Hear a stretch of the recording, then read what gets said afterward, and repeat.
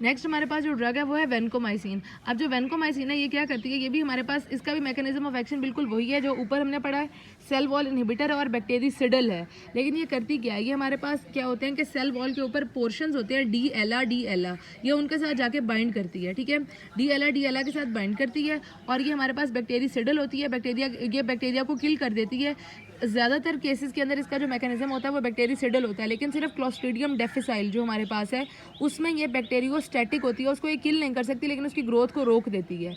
Not susceptible to beta लैक्टमेजेस, इसके खिलाफ भी रेजिस्टेंस डेवलप करना मतलब बहुत मुश्किल है। वेनकोमाइसिन एक बहुत अच्छी स्ट्रॉन्ग ड्रग होती है, ठीक है, not susceptible to beta lactamase.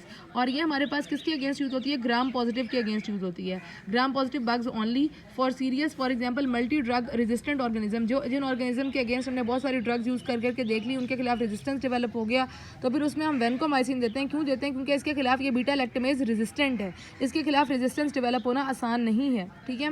और इसके अंदर हमारे पास ये किसके अगेंस्ट यूज होती है, मर्सा मेथिसिलिन रेजिस्टेंट स्टेफ ऑरियस।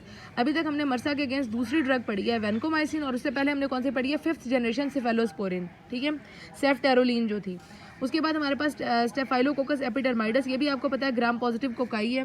उसके बाद हमारे पास आता है एंटीरोकोकस, ये भी ग्राम पॉजिटिव है, और क्लोस्ट्रीडियम डिफिसाइल ये भी ग्राम पॉजिटिव रॉड है। तो ये सिर्फ और सिर्फ वेनकोमाइसिन जो है ये ग्राम पॉजिटिव चीज़ों के खिलाफ काम करती है। जैसे हमने ऊपर एस्ट्रियोनैम पढ़ी थी, वो सिर्फ ग्राम नेगेटिव के अगेंस्ट एक्टिवेट होती है।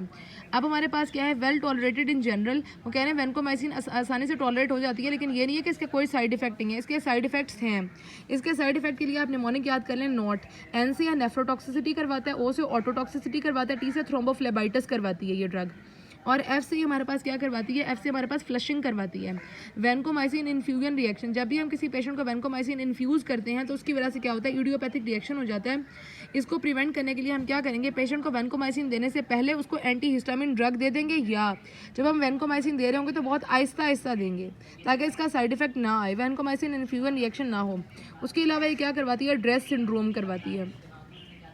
अब इसके खिलाफ रेजिस्टेंस कैसे डेवलप होती है, वो कह रहे हैं सिर्फ एंटीरोकोकस जो बैक्टीरिया है वो रेजिस्टेंस डेवलप करता है। कैसे रेजिस्टेंस डेवलप करता है, अमाइनो एसिड को मॉडिफाई करता है। अभी हमने पढ़ा है डी एला जो सेल वॉल के अंदर होता है उसके साथ ये आके बाइंड करेगी।